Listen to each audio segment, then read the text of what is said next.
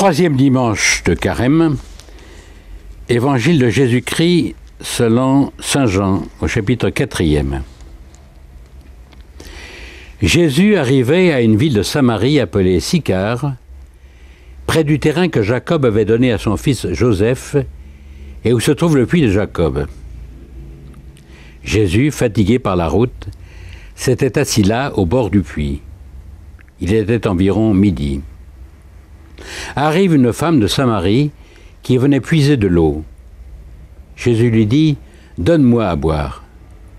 En effet, ses disciples étaient partis à la ville pour acheter de quoi manger. La Samaritaine lui dit « Comment ?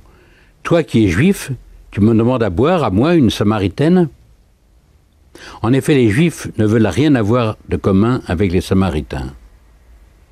Jésus lui répondit « Si tu savais le don de Dieu, si tu connaissais celui qui te dit « Donne-moi à boire », c'est toi qui lui aurais demandé, et il t'aurait donné de l'eau vive.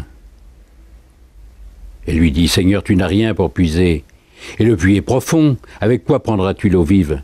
Serais-tu plus grand que notre père Jacob, qui nous a donné ce puits et qui en a bu lui-même avec ses fils et ses bêtes ?»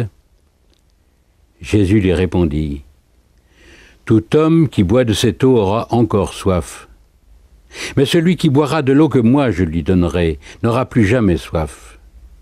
Et l'eau que je lui donnerai deviendra en lui source jaillissante pour la vie éternelle. » La femme lui dit « Seigneur, donne-la-moi cette eau, que je n'ai plus soif, que je n'ai plus à venir ici pour puiser. » Jésus lui dit « Va, appelle ton mari et reviens. » La femme répliqua « Je n'ai pas de mari. » Jésus reprit « Tu as raison de dire que tu n'as pas de mari, car tu en as eu 5, et celui que tu as maintenant n'est pas ton mari. Là tu dis vrai. » La femme lui dit « Seigneur, je le vois, tu es un prophète.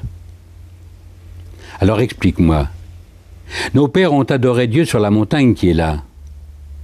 Et vous, les Juifs, vous dites que le lieu où il faut l'adorer, c'est à Jérusalem. » Jésus lui dit « Femme, crois-moi, l'heure vient où vous n'irez plus ni sur cette montagne, ni à Jérusalem pour adorer le Père. Vous adorez ce que vous ne connaissez pas. Nous adorons, nous, celui que nous connaissons, car le salut vient des Juifs.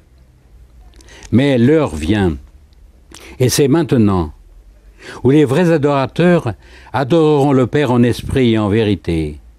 Tels sont les adorateurs que recherche le Père.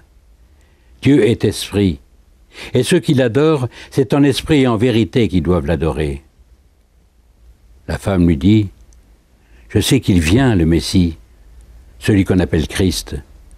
Quand il viendra, c'est lui qui nous fera connaître toutes choses. » Jésus lui dit « Moi qui te parle, je le suis. »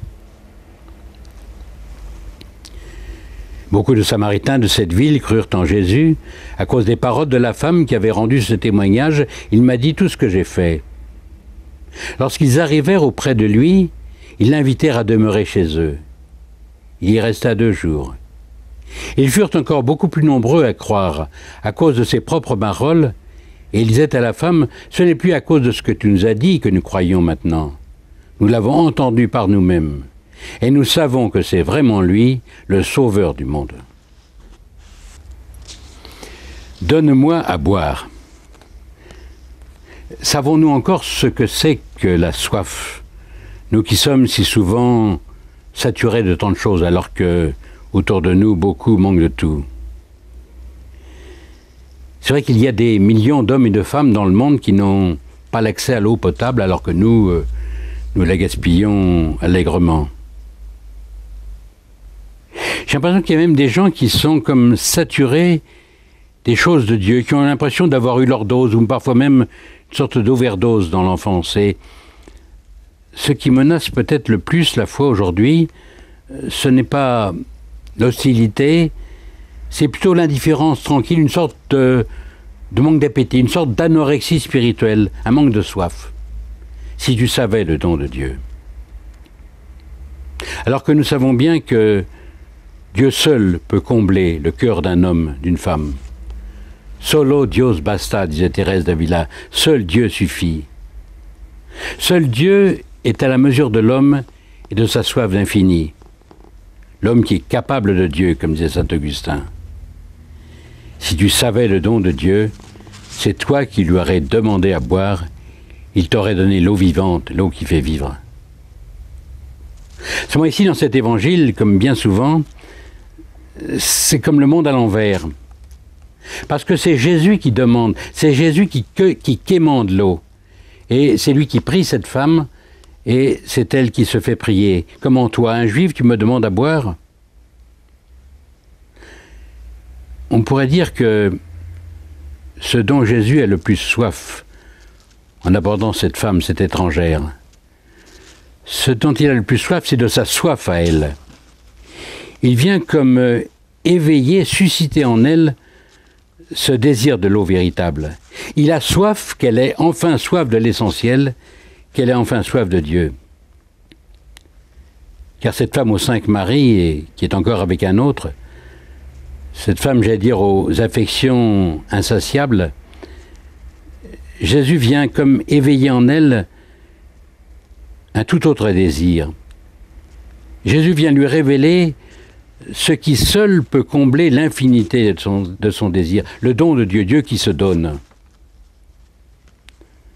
Ce jour-là, dans la chaleur du midi, en venant chercher la fraîcheur de l'oasis et du puits, Jésus a réellement soif, Jésus ne fait pas semblant. C'est pas par pédagogie, c'est pas une sorte de stratégie pastorale pour aborder la femme. Il a vraiment besoin du geste de cette femme et de l'eau pour se désaltérer. Sur la croix non plus, Jésus ne fera pas semblant d'avoir soif. Ce sera comme son dernier cri, sa dernière prière dans l'évangile de Jean, « J'ai soif ». Soif de l'extrême souffrance d'un corps désarticulé, asphyxié. Mais ce que Jésus exprime ainsi dans cette soif, ce n'est pas seulement la réalité de son humanité dans un extrême dénuement, c'est aussi dans le même cri, dans la même prière, la profondeur du cœur de Dieu. J'ai soif. Dieu qui, depuis l'origine, est à la recherche de l'homme. L'homme qui se perd à chaque fois qu'il s'éloigne de la source d'eau vive. Dieu qui, depuis toujours, a soif de l'homme. Adam, où es-tu? Adam, où es-tu passé? Alors dans cet évangile, ce que Jésus incarne au sens fort du Verbe incarné, c'est cette soif de Dieu, sa quête de l'homme. C'est la passion avec laquelle le bon berger met tout en œuvre pour retrouver la dernière de ses brebis. Et toute la vie de Jésus, l'attention qu'il porte aux gens, l'attention qu'il porte à cette femme étrangère, l'attention qu'il porte à ceux qu'il rencontre ou chez qui il s'invite, tout cela dit cette soif de Dieu de rencontrer l'homme et de communier avec lui. Comme lorsque Jésus dit à Zachée, perché dans son sycomore, « Zachée, il me faut aujourd'hui demeurer chez toi. Il me faut, c'est d'abord important pour moi. » Ou lorsque, rassemblant les disciples lors de la dernière scène, il leur dit « J'ai désiré, d'un grand désir, manger cette Pâque avec vous. C'est d'abord moi qui ai désiré, avant même que vous en ayez besoin. » Oui, si tu savais, si nous savions le don de Dieu. Mais si nous savions d'abord quelle est la soif de celui qui nous prie « Donne-moi à boire », c'est nous qui déciderions, enfin, de lui répondre. Et une fois de plus, dans cet évangile, c'est le monde à l'envers. On croirait réentendre ce psaume où l'homme habituellement crie vers Dieu « Mon âme a soif de toi ». Eh bien ici, c'est comme le psaume à l'envers. Et c'est Dieu qui dit « Mon âme a soif de toi », comme une terre aride, altérée, sans eau. Oui, Dieu a soif de nous et il attend que nous l'exaucions.